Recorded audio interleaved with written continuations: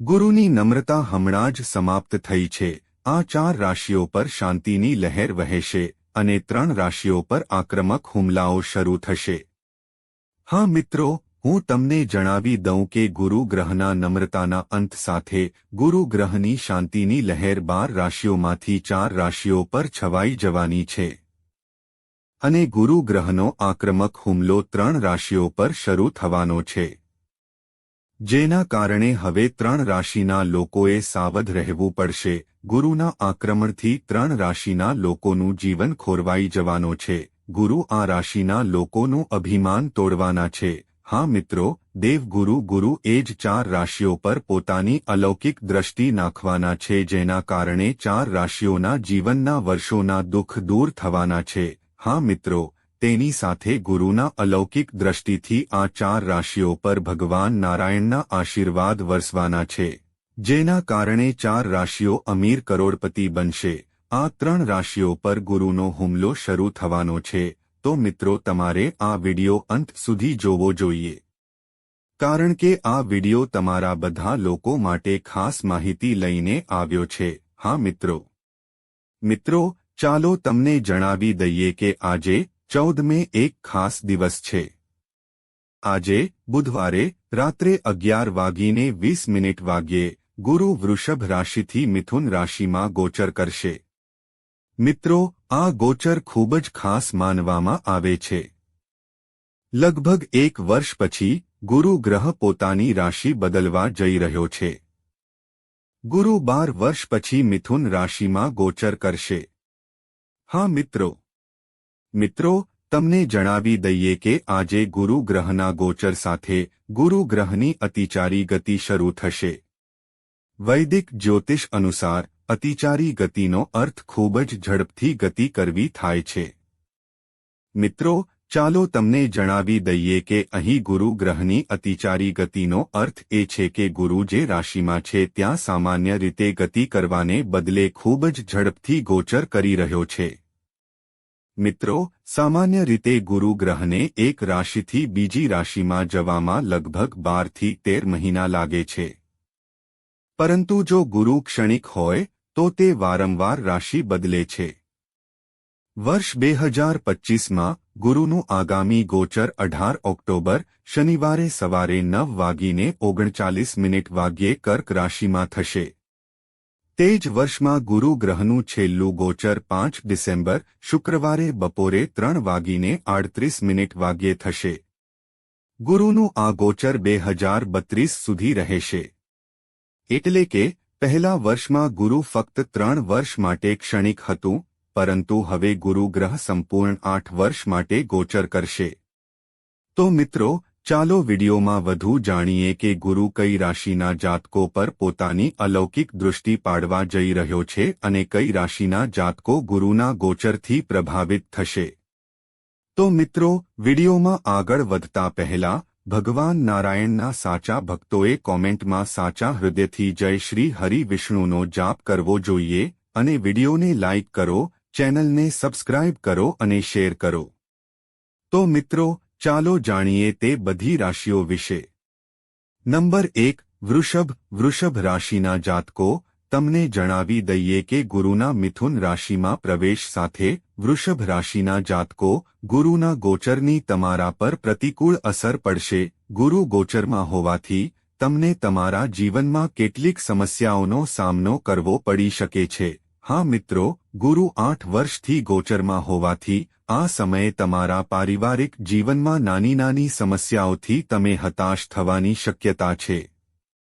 ખાસ કરીને તમારા પિતા સાથેના સંબંધો બગડી શકે છે। આ સમયે ગુરુની આક્રમક દૃષ્ટિ તમારા સંબંધોને બગાડશે, તેથી તમારે સાવચેત રહેવું પડશે। તમારા ગુસ્સાને કાબૂમાં રાખીને તમારા પરિવાર સાથે સારા સંબંધો બનાવવાનો પ્રયાસ કરો। તમારે અનિયંત્રિત ગુસ્સાથી બચવું પડશે। તમારો કેટલાક લોકો સાથે ઝઘડો થઈ શકે છે। હા, વૃષભ રાશિના જાતકો, ગુરુ ગ્રહના ગોચરની સાથે જ તમારી નાણાકીય સ્થિતિમાં ઉતારચઢાવ આવવા લાગી શકે છે। તમારે તમારા કામ પર ખાસ ધ્યાન આપવું પડશે। ગુરુ ગ્રહની આક્રમક દ્રષ્ટિ તમારી આર્થિક સ્થિતિને ધીમી કરવામાં કોઈ કસર છોડશે નહીં. જે લોકો પતિ-પત્ની વચ્ચે મતભેદો હતા, તો મિત્રો, તમે આ સમયે સંબંધો ઉકેલવામાં વ્યસ્ત રહેશો. વ્યવસાયિક જગત સાથે સંકળાયેલા લોકો આ સમયે વ્યવસાયમાં વધુ ખર્ચને કારણે તણાવમાં રહી શકે છે. ગુરુના કંજર પર્વતને કારણે વૃષભ રાશિવાળા લોકોમાં આર્થિક મંદીનો સમયગાળો શરૂ થશે. આ સાથે તમને જણાવી દઈએ કે ગુરુના તાજેતરના અતિચાર હાનને કારણે શિક્ષણ ક્ષેત્ર સાથે જોડાયેલા લોકોએ અંધશ્રદ્ધાથી બચવું પડશે. આ સમયે તમે એવી બાબતોમાં રસ લઈ શકો છો જેમાં તમને ભવિષ્યમાં સમસ્યાઓનો સામનો કરવો પડી શકે છે. તમે કોઈપણ છેતરપિંડીના કેસમાં ફસાઈ શકો છો. જો તમે વૃષભ રાશિના છો, તો તમે લાંબા સમયથી સ્વાસ્થ્ય સમસ્યાઓનો સામનો કરી રહ્યા છો. તો મિત્રો, આ સમયે તમારે તમારા સ્વાસ્થ્ય પર ખાસ ધ્યાન આપવું જોઈએ. ગુરુ ગ્રહના આક્રમક પ્રભાવને કારણે તમને સ્વાસ્થ્ય સમસ્યાઓનો સામનો કરવો પડશે. તમારા આહાર અને યોગાભ્યાસ દ્વારા આ સમસ્યાઓ દૂર કરો અને સમય પર તબીબી સહાય લો. નંબર 2. વૃશ્ચિક રાશિના લોકો. ચાલો તમને જણાવી દઈએ કે હાલમાં ગુરુના ગોચરને કારણે ગુરુ તમને પોતાની પકડમાં લેવાનો છે. હા મિત્રો, આ સમયે તમારે સમસ્યાઓનો સામનો કરવો પડી શકે છે. હા મિત્રો, ગુરુ વૃશ્ચિક રાશિના લોકોના ગોચરને કારણે આ સમયે તમારી સાથે આવું થઈ શકે છે જેના કારણે તમારે તમારા કરિયરમાં સમસ્યાઓનો સામનો કરવો પડી શકે છે. આ રાશિના લોકોને કારકિર્દીના ક્ષેત્રમાં સમસ્યાઓનો સામનો કરવો પડશે. લોકો તમારા કામ પર નજર રાખશે, તેથી દરેક કામ સમજી વિચારીને કરો. ઉપરાંત અમે તમને જણાવી દઈએ કે જે લોકો નોકરી બદલવાનું વિચારી રહ્યા છે, તેમણે અનુભવી વ્યક્તિની સલાહ લેવી જોઈએ. હા મિત્રો, સામાજિક સ્તરે ઓછું બોલવું અને વધુ સાંભળવું તમારા માટે ફાયદાકારક સાબિત થશે. જો તમે તમારી નાણાકીય બાજુ મજબૂત કરવા માંગતા હો, તો તમારે યોગ્ય બજેટ બનાવીને આગળ વધવું પડશે. ગુરુ ગ્રહની આક્રમક દ્રષ્ટિને કારણે તમારી આર્થિક સ્થિતિ બગડી શકે છે. તમને ઘણી સમસ્યાઓનો સામનો કરવો પડી શકે છે જેનો સામનો તમે કરી શકતા નથી. મિત્રો, જો તમે આ સમયે મોટું બજેટ બનાવો છો, તો તે તમારા માટે સારું બની શકે છે. ઉપરાંત તમને જણાવી દઈએ કે 14 મે પછી વૃશ્ચિક રાશિના લોકોને ગુરુની આક્રમક દૃષ્ટિના ખરાબ પ્રભાવને કારણે ઘણી સમસ્યાઓનો સામનો કરવો પડી શકે છે. જાતકોને આંખો અને પગ સંબંધિત સ્વાસ્થ્ય સમસ્યાઓનો સામનો કરવો પડી શકે છે. જુલાઈથી નવેમ્બરના સમયગાળા દરમિયાન ગુરુના ગોચરને કારણે જાતકોની સ્વાસ્થ્ય સંબંધિત સમસ્યાઓ વધી શકે છે. આવી સ્થિતિમાં જો કોઈ વ્યક્તિ દર શનિવારે શ્રી બજરંગ બાણનો પાઠ કરે છે, તો શનિનો અશુભ પ્રભાવ ઓછો થઈ શકે છે. નંબર 3. મિથુન રાશિના જાતકો. તમને જણાવી દઈએ કે હમણાં ગુરુના મિથુન રાશિમાં પ્રવેશ સાથે ગુરુ તમારા પર શાંતિની લહેર લાવશે. હા મિત્રો, કારણ કે તમારા માટે દેવગુરુ ગુરુ 7મા અને 10મા ઘરના સ્વામી છે અને ગુરુનું ગોચર તમારા લગ્નમાં થયું છે. આ ઘર પરથી વ્યક્તિના વ્યક્તિત્વ અને સ્વાસ્થ્યનો વિચાર કરવામાં આવે છે. આ ઘરમાં બેઠેલા ગુરુની દૃષ્ટિ તમારા 5મા, 7મા અને ભાગ્ય સ્થાન તરફ જઈ રહી છે. ગુરુ ગ્રહનું આ ગોચર મિથુન રાશિના લોકો માટે કોઈ વરદાનથી ઓછું નથી.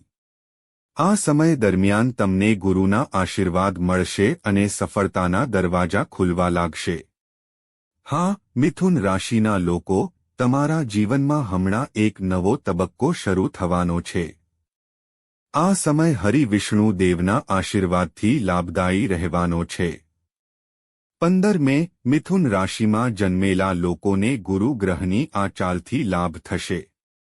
મિત્રો, આ સમય દરમિયાન તમારા બધા કામ જે લાંબા સમયથી અટકેલા હતા તે સરળતાથી શરૂ થઈ શકે છે.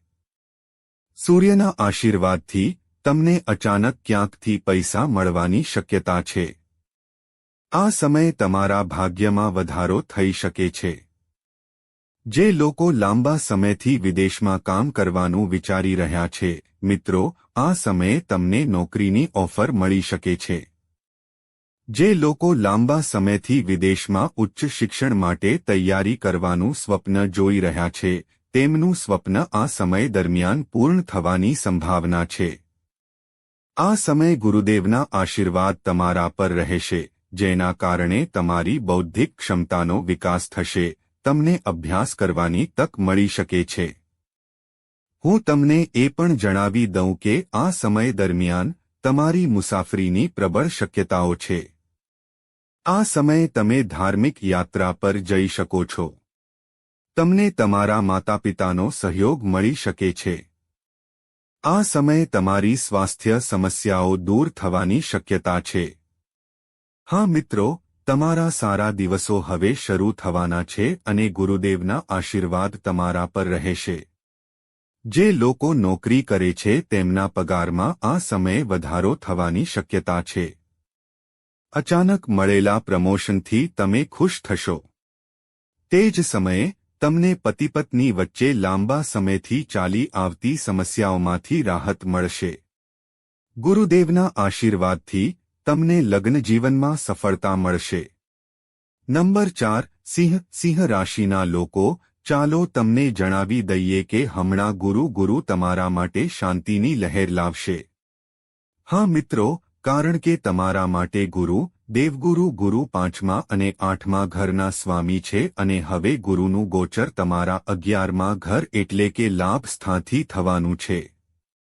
આ લાગણીથી વ્યક્તિની ઈચ્છાઓની પરિપૂર્ણતાનો વિચાર કરવામાં આવે છે. આ ઘરમાં બેઠેલા ગુરુની દ્રષ્ટિ તમારા 3જા, 5મા અને 7મા ઘર તરફ જઈ રહી છે. સિંહ રાશિના લોકો માટે ગુરુ ગ્રહનું ગોચર ખૂબ જ સારું રહેશે.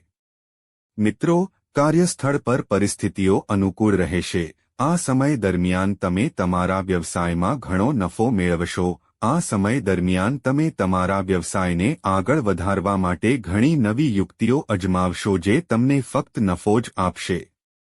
તમે ગમે તેટલી મહેનત કરી હોય, તેનું ફળ તમને ભગવાન વિષ્ણુની કૃપાથી પ્રમોશન અને પગાર વધારા રૂપે મળશે.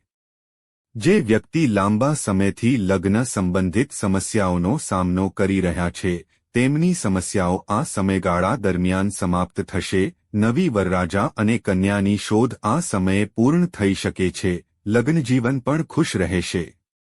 આ સમયે તમારા અને તમારા પતિ-પત્ની વચ્ચે પ્રેમ વધશે.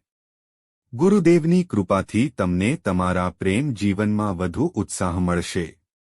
તમારા કાર્યક્ષેત્રમાં આવતી સમસ્યાઓનું નિરાકરણ આવશે.